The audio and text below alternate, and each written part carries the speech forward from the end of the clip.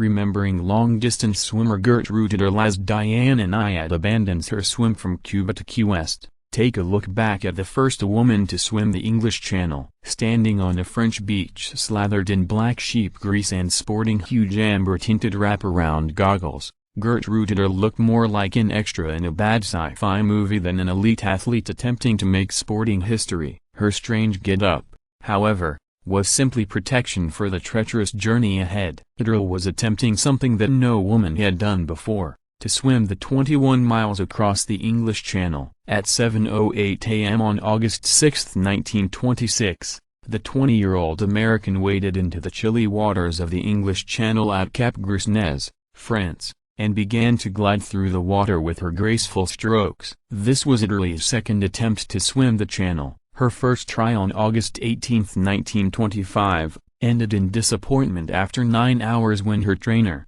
thinking the swimmer might be unconscious and drowning, ordered her pulled from the water into the accompanying boat. Ederle, who said she was just resting, was furious and determined not to let the same thing happen again. This time, she made everyone in the entourage on the escorting boat, including her father, promise not to touch her. Gertrude Ederle is crowned a Queen of the Waves in September 1926 in New York City. Topical press agency: this was no day for boating, let alone swimming. However, the channel was so choppy that steamships canceled routes and small craft were warned to stay on shore. Still, Ederle made steady progress through the Strait of Dover as her escort boat bobbed up and down on the rolling waves. For one thing, she was better equipped for this second campaign to cross the channel. Ederle had abandoned her usual singlet for a revolutionary, two-piece silk bathing suit that reduced drag and chafing. Her homemade leather and rubber goggles were caked with molten candle wax to stay watertight,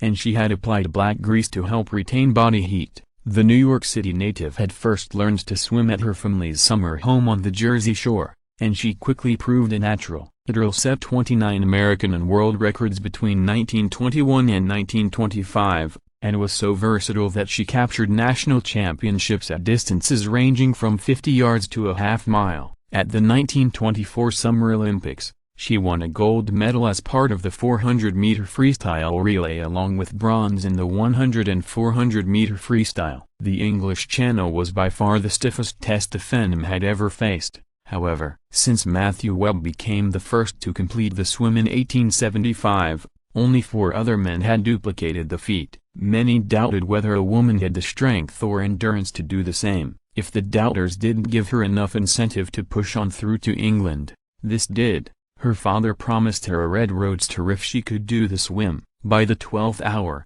however, conditions deteriorated further, and Ederle's trainer was extremely concerned about her condition. "Oh, come out of the water!" He bellowed from the boat. "Oh, what for?"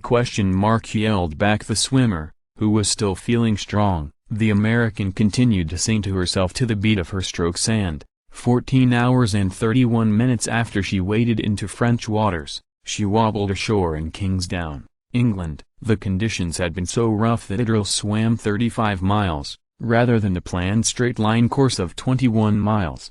In spite of the circuitous route and the doubts about the capabilities of female swimmers, Ederle not only proved that a woman could swim the English Channel, she bested the men's record time by nearly 2 hours. History may not have been the first thing on her mind when she touched English sand, however. As Ederle fell into the arms of her father, she asked him, "Oh hey, Pop, do I get that red roadster?"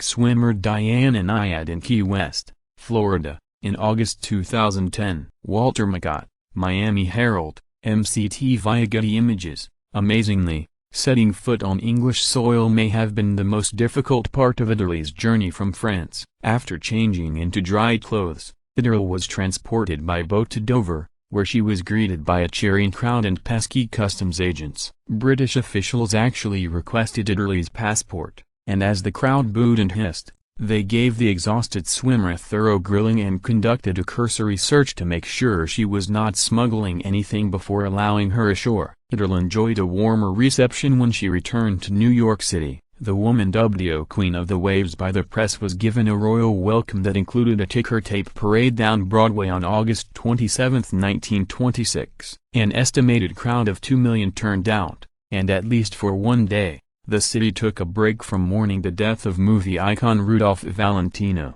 whose body was in a funeral parlor church 5 miles north on Broadway and 66th Street.